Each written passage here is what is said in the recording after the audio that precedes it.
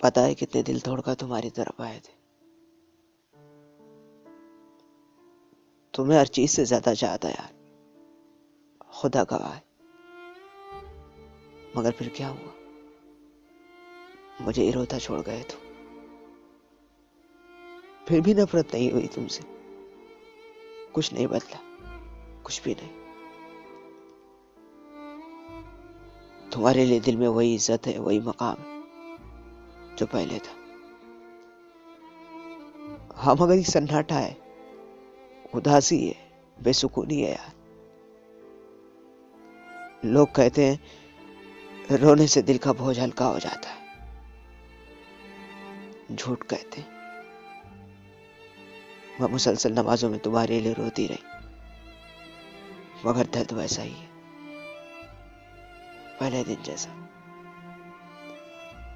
खैर, तुम्हारा मिलना मेरी जिंदगी का खूबसूरत तजुर्बा। तुम्हारी कुर्बत में गुजरे लम्हात जिंदगी के बेहतरीन लम्हात, और तुम्हारा बिछड़ना एक भयानक ख्वाब। बदतर इंसान है